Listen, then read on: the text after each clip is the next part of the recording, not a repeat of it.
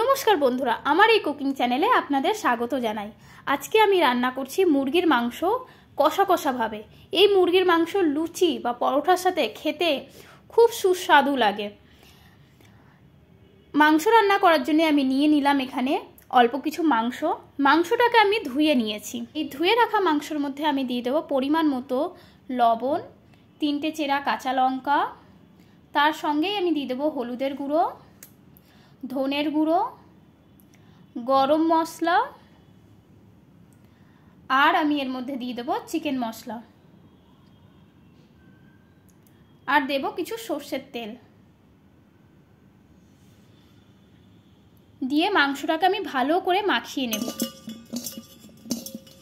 ভালো করে মাংসটাকে মাখিয়ে নিচ্ছি। মাখিয়ে নিয়ে 15 মিনিট ম্যারিনেশনে রেখে দেবো। কষা মাংস বানানোর জন্য আমি কেটে নিয়েছি পেঁয়াজ, আদা, কাঁচা লঙ্কা, আর তার সাথে জিরে আর রসুন বেটে নিয়েছি, আর নিয়ে নিয়েছি টমেটো। এরপর কড়াই গরম বসাবো। কড়াইটাকে ভালো করে গরম হতে দেবো। এর মধ্যে দিয়ে দেবো পরিমাণ মতো সর্ষের তেল। সর্ষের তেলটাকে আমি ভালো করে গরম করে নেব। নিয়ে এর মধ্যে দিয়ে দেবো আমি কিছু গোটা গরম মশলা। দিয়ে গরম মশলাটাকে ভালো করে ভেজে নেব। মধ্যে ছেড়ে দেবো পেঁয়াজ। পেঁয়াজটাকে ভালো করে আমি লাল লাল করে ভেজে নেব।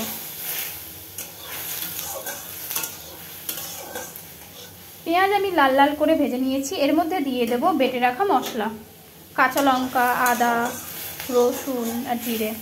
ভালো করে মশলাটাকে আমি ভেজে নেব। এর মধ্যে দিয়ে দেব ম্যারিনেশন করা মাংস।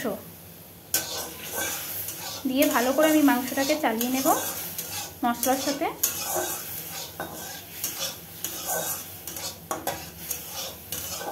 ভালো করে চালিয়ে নিয়েছি।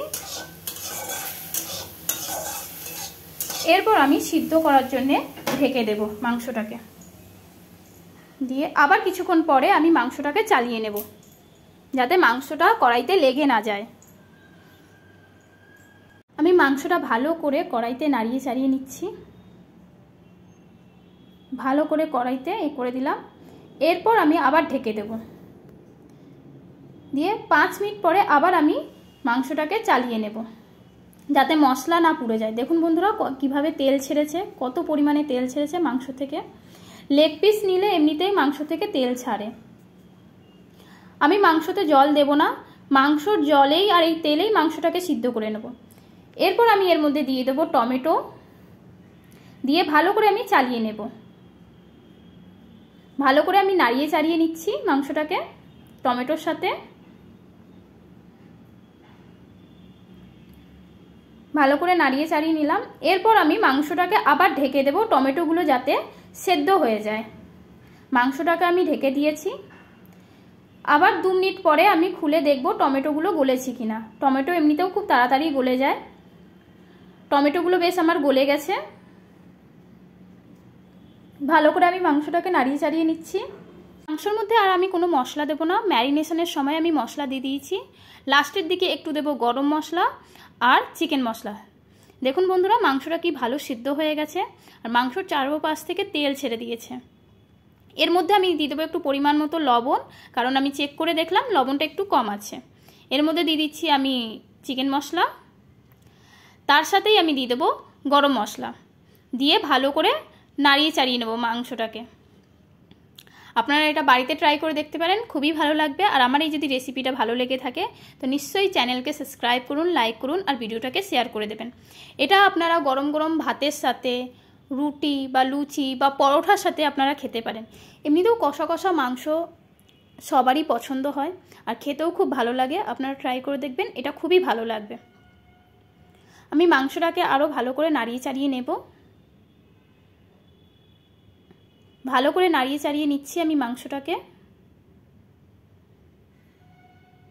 আমি এর মধ্যে জল দেব না, আমি কষা কষাই মাংস বানাচ্ছি, এর মধ্যে কোনো জল দেব না। আমার তো এই মাংস খেতে খুবই ভালো লাগে। ভালো করে আমি মাংসটাকে নাড়িয়ে চাড়িয়ে নিচ্ছি।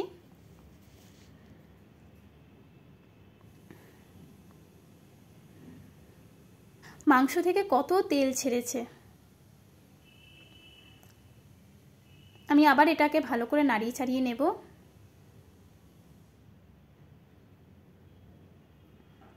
এরপর আমি গ্যাস বন্ধ করে দেব। গ্যাস আমি বন্ধ করে দিয়েছি। বন্ধ করে দেওয়ার পরে মাংসটাকে এবার আমি একটা বাটিতে ঢেলে নেব। মাংসটাকে আমি বাটিতে ঢেলে নিয়েছি। দেখুন অরিজিনাল কালার কি সুন্দর হয়েছে। আমার এই ভিডিওটা দেখার জন্য অসংখ্য ধন্যবাদ।